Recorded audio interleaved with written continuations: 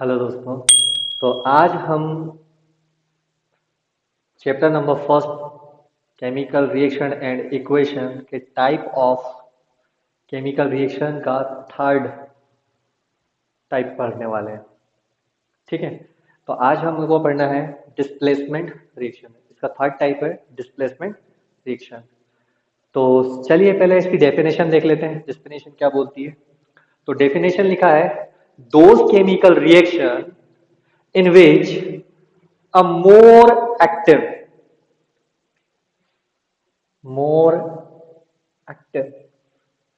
element more active element क्या करेगा?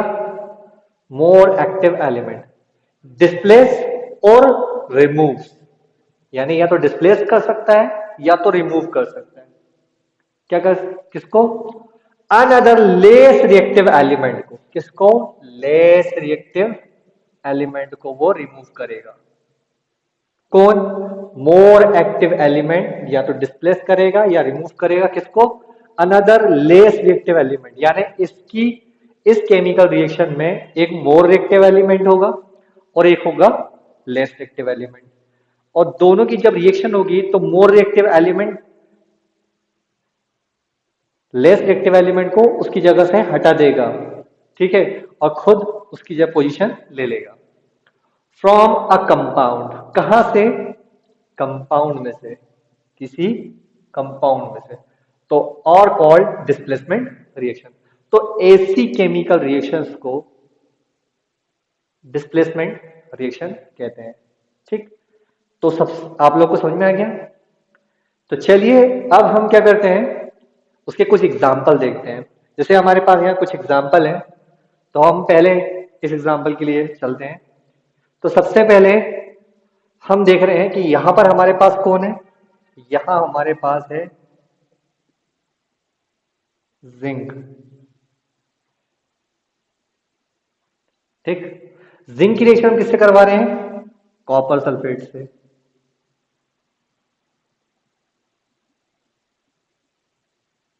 Copper sulphate किससे करवा रहे हैं हम? कॉपर सल्फेट से। ठीक, जब हम जिंक की रिएक्शन कॉपर सल्फेट से करवा रहे हैं तो पहले इसके लिए रिएक्शन करवाने से पहले हम रिएक्टिविटी सीरीज देख लेते हैं। तो हमारे पास रिएक्टिविटी सीरीज दी हुई है। यहां लिखा हुआ है potassium, sodium, lithium, beryllium, strontium, calcium, magnesium, aluminium, manganese, zinc, chromium, iron, cadmium, cobalt, nickel, tin, lead, hydrogen, antimony, bismuth, copper. Copper, ठीक है, copper, mercury, silver, gold, platinum. ठीक गाइस, तो ये इनकी रिएक्टिविटी सीरीज है, मतलब ये टॉप टू बॉटम है। इसका मतलब ये है कि अगर केमिकल रिएक्शन में पोटेशियम और सोडियम आता है तो पोटेशियम सोडियम को क्या करेगा? रिमूव कर देगा या डिस्प्लेस कर देगा। अगर ये दोनों के बीच में रिएक्शन होती है तो भी वही होगा, यानी ऊपर वाले एलिमेंट नीचे वाले एलिमेंट को, अपने से नीचे वाले एलिमेंट को रिमूव कर सकता है, लेकिन अपने से ऊपर वाले एलिमेंट को रिमूव नहीं कर सकता। जैसे कि फॉर एग्जांपल के लिए हम बात करते हैं, जैसे कि मैंने आप लोग को ये रिएक्टिविटी सीरीज लिखवाई है। अगर इस रिएक्टिविटी सीरीज में जैसे मैंने जिंक की, हम क्या कर रहे हैं, जिंक की रिएक्शन कॉपर सल्फेट से करवा रहे हैं। अगर यहां ऐसा ना होता, कैसा होता? अगर हमारे पास जिंक सल्फेट होता और उसकी रिएक्शन हम कॉपर से करवाते हैं। किससे करवाते हैं? कॉपर से। तो ये रिएक्शन नहीं होती। क्यों? क्योंकि कॉपर लेस रिएक्टिव है और जिंक मोर रिएक्टिव है। मतलब इसकी एक्टिविटी ज्यादा है, यानी एक्टिव एलिमेंट जिंक है और लेस रिएक्टिव एलिमेंट जो है वो कॉपर है। मतलब वो एक्टिव तो है लेकिन लेस एक्टिव है। ठीक है ना। तो यहाँ पर आप क्या कर सकते हो, मोर रिएक्टिव एलिमेंट भी कर सकते हो, ठीक है। इस डेफिनेशन में दो chemical reaction in which a more reactive element कर सकते हो, मोर एक्टिव की जगह, ठीक है ना, ऐसा भी कर सकते हो, मोर रिएक्टिव एलिमेंट और यहाँ पर अनदर लेस रिएक्टिव एलिमेंट कर लेना, तो भी इक्वली है, ठीक है। तो यहां पर क्या हुआ, मोर एक्टिव इन दोनों में से कौन है, इन दोनों में से मोर एक्टिव है हमारा जिंक, और कॉपर इसको डिस्प्लेस नहीं कर सकता, इस वजह से ये केमिकल रिएक्शन नहीं होगी। तो चलिए, हमने वही एग्जांपल लिए हैं जिसमें रिएक्शन होगी। तो यहां पर हमारे पास ये दोनों काय के फॉर्म में है, रिएक्टेंट के फॉर्म में है। किसके फॉर्म में है, रिएक्टेंट के फॉर्म में। तो ये कुछ प्रोडक्ट बनाएंगे, तो प्रोडक्ट बनाएंगे तो ये जिंक, कौन सा वाला, ये जिंक यहां से कॉपर को क्या कर देगा, डिस्प्लेस कर देगा। क्यों कर देगा, क्योंकि की जिंक की एक्टिविटी कॉपर से ज्यादा है, जिंक मोर रिएक्टिव है और कॉपर लेस रिएक्टिव है। तो हम क्या करते हैं, यहां पर प्रोडक्ट बनाते हैं, तो जिंक किसकी जगह चल जाएगा, कॉपर की जगह, और बना लेगा ZnSO4, क्या बना लेगा, ZnSO4, यानी जिंक सल्फेट, और कॉपर कहां चल जाएगा, बाहर। तो ये आ गया हमारा साथ में copper. After the reaction copper कहां हो जाएगा, बाहर, यानी प्रोडक्ट क्या बना, प्रोडक्ट बना जिंक सल्फेट और साथ में रिमूव होने वाला प्रोडक्ट कॉपर, ठीक है। तो ये क्या बन गया हमारा प्रोडक्ट, और फाइनली जिंक ने कॉपर को क्या कर दिया, उसकी प्लेस से रिमूव कर दिया या डिस्प्लेस कर दिया, ठीक है, डिस्प्लेस कर दिया। चलिए अब चलते हैं हम हमारे नेक्स्ट एग्जांपल की तरफ। तो नेक्स्ट एग्जांपल है हमारा मैग्नीशियम की रिएक्शन करवा रहे हैं हम, किसकी, मैग्नीशियम। तो पहले हम मैग्नीशियम देख लेते हैं। यहां पर हमारे पास मैग्नीशियम यहां है, और फिर से कॉपर सल्फेट, कॉपर कहां है, नीचे, मैग्नीशियम ऊपर है। तो दिख रहा है, तो ये वाला इसको आसानी से क्या कर सकता है, रिमूव कर सकता है। तो ये हो गया हमारा मैग्नीशियम।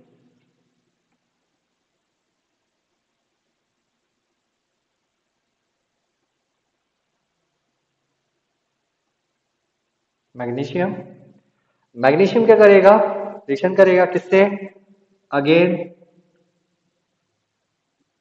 कॉपर सल्फेट से, किससे रिएक्शन करेगा, कॉपर सल्फेट से। मैंने आपको बताया कि मैग्नीशियम ऊपर है और कॉपर कहाँ है, नीचे। तो ये तो फिलहाल हमारे पास हो गए काय के फॉर्म में, एज अ रिएक्टेंट,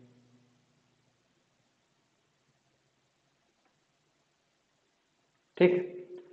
अब मैग्नीशियम क्या करेगा, अपने रिएक्शन करना स्टार्ट करेगा, और मैग्नीशियम कॉपर को उसकी प्लेस से क्या कर देगा, डिस्प्लेस कर देगा और उसको बाहर निकाल देगा। इसका मतलब मैग्नीशियम खुद कहा जाएगा, तो मैग्नीशियम किसके साथ जुड़ जाएगा, सल्फेट के साथ, ठीक है, मैग्नीशियम सल्फेट बन जाएगा। और साथ ही साथ कॉपर कहाँ चल जाएगा, बाहर, यानी बाहर निकलने वाला प्रोडक्ट होगा हमारा कॉपर, ठीक। तो बनने वाला प्रोडक्ट क्या बना हमारा, हमारा प्रोडक्ट बना मैग्नीशियम सल्फेट,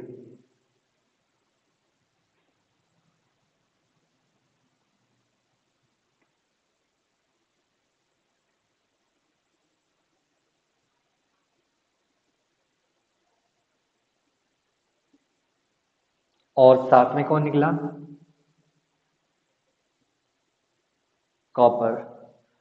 तो ये क्या बन गया हमारा, यहां से आता प्रोडक्ट। ठीक। तो अब हमारे पास नेक्स्ट एग्जांपल है आयरन का।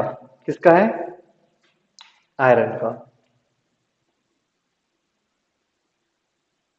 आयरन का फिर से रिएक्शन किससे हो रही है?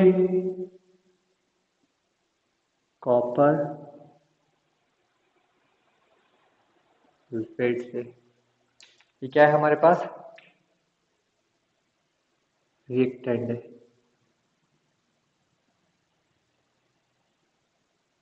ठीक है, चलिए हमारे पास ये रहा हमारा आयरन और ये रहा हमारा copper. Iron is more reactive as compare to copper. तो फिर से क्या होगा, ये आयरन किसके पास जाएगा? कॉपर के पास। और कॉपर को अपनी प्लेस से क्या कर देगा? डिस्प्लेस कर देगा। अब कॉपर की जगह पे कौन चला जाएगा? खुद आयरन चला जाएगा। किसके पास? सल्फेट के पास। और बना लेगा क्या? Iron sulphate.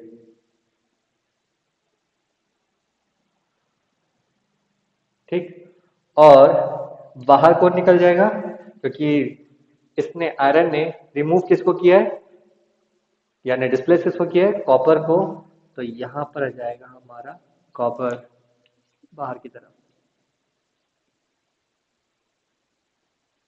कॉपर। और ये क्या बन गया हमारा, यहां से यहां तक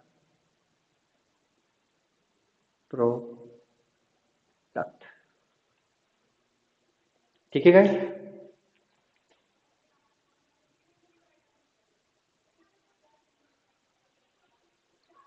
अब हमारे पास नेक्स्ट एग्जांपल है, मैग्नीशियम की रिएक्शन करवा रहे हैं आयरन सल्फेट से। तो ये रहा हमारा मैग्नीशियम, मैग्नीशियम और ये है आयरन। देखिए ये है मैग्नीशियम और ये है आयरन। तो ये मोर रिएक्टिव है किससे? आयरन से। तो इस समय क्या होगा? मैग्नीशियम।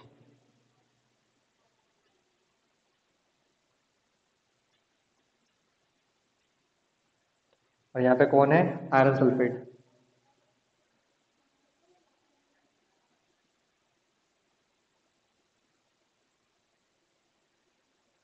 ठीक है। तो मैग्नीशियम, मैग्नीशियम किसको रिमूव करेगा? आयरन को। कहाँ से? उसकी पोजीशन से, यानी डिस्प्लेस करेगा और डिस्प्लेस कर देगा। ठीक है। तो खुद उसकी जगह पे चल जाएगा। तो बनने वाला प्रोडक्ट क्या बनेगा? बनने वाला प्रोडक्ट बनेगा मैग्नीशियम सल्फेट। क्या बनेगा? Magnesium sulphate. और साथ ही साथ बाहर निकलने वाला जो प्रोडक्ट होगा वो हमारा कौन सा हो जाएगा? आयरन। यानी हमारे पास प्रोडक्ट के फॉर्म में पहले क्या बना? पहले बना हमारा मैग्नीशियम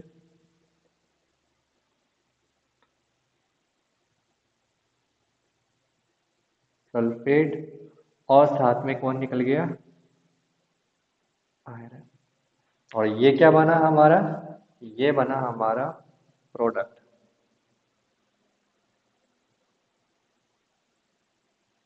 ठीक है। तो ये थी डिस्प्लेसमेंट में, यहाँ पे किसने किसको डिस्प्लेस किया? यहाँ मैग्नीशियम ने आयरन को डिस्प्लेस कर दिया। तो अब हम हमारे नेक्स्ट एग्जांपल की तरफ चलते हैं।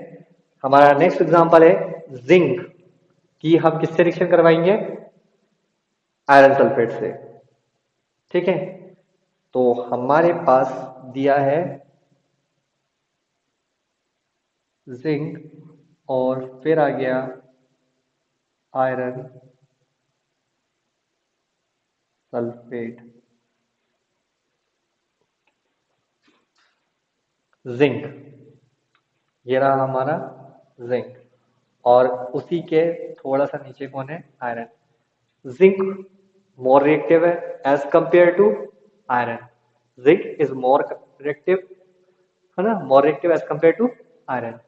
तो जिंक क्या करेगा, जिंक इसे यहां से रिमूव कर देगा, इसकी पोजीशन से। आयरन की पोजीशन यहाँ है तो उसे उसकी पोजीशन से हटा देगा, खुद आके उसकी पोजीशन में बैठेगा और बन जाएगा Zn SO4। साथ में कौन था, आयरन था, तो आयरन बाहर, यानी बनने वाला प्रोडक्ट क्या बनेगा, बनने वाला प्रोडक्ट बनेगा जिंक सल्फेट और साथ में आयरन। और ये रहा हम ये, तो यहाँ पर हमारे पास ये दोनों क्या थे, रिएक्टेंट थे, जिन्होंने प्रोडक्ट क्या दिया, हमारे पास रिएक्टेंट थे जिंक और फेरस, मतलब आयरन सल्फेट, और दिया क्या ने, जिंक सल्फेट और आयरन प्रोडक्ट।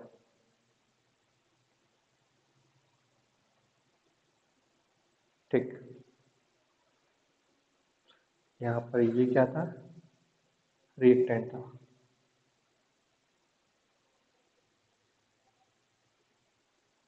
ठीक, जिंक रिएक्शन कर रहा है सल्फ्यूरिक एसिड से, किससे रिएक्शन कर रहा है, सल्फ्यूरिक एसिड से। कौन रिएक्शन कर रहा है, जिंक, किससे रिएक्शन कर रहा है, सल्फ्यूरिक एसिड, सल्फ्यूरिक एसिड। तो जिंक रिएक्शन कर रहा है सल्फ्यूरिक एसिड से। यहां पर ये दोनों किसके फॉर्म में है, यहाँ ये दोनों रिएक्टेंट के फॉर्म में, दोनों रिएक्टेंट है। सल्फ्यूरिक एसिड में हम किसको डाल रहे हैं, जिंक को डाल रहे हैं। जिंक क्या करेगा, हाइड्रोजन को रिमूव कर देगा।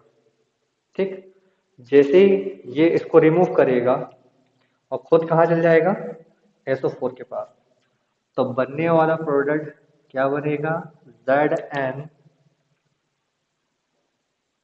SO4, क्या बन जाएगा, Zn SO4, और साथ में क्या निकल जाएगा, हाइड्रोजन मॉलिक्यूल, क्योंकि ये काय के फॉर्म में होता है, ये एक डायटोमिक मॉलिक्यूल है, पूरा का पूरा बाहर। ठीक है, तो यहाँ बनने वाला प्रोडक्ट क्या बना, यहाँ पर बनने वाला प्रोडक्ट बना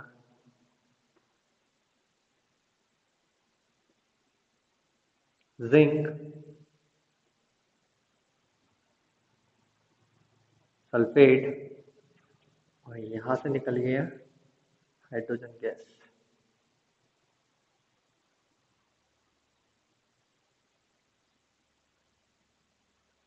ठीक है, यहाँ से हाइड्रोजन गैस रिमूव, और ये क्या हुआ हमारा, ये क्या था हमारा प्रोडक्ट।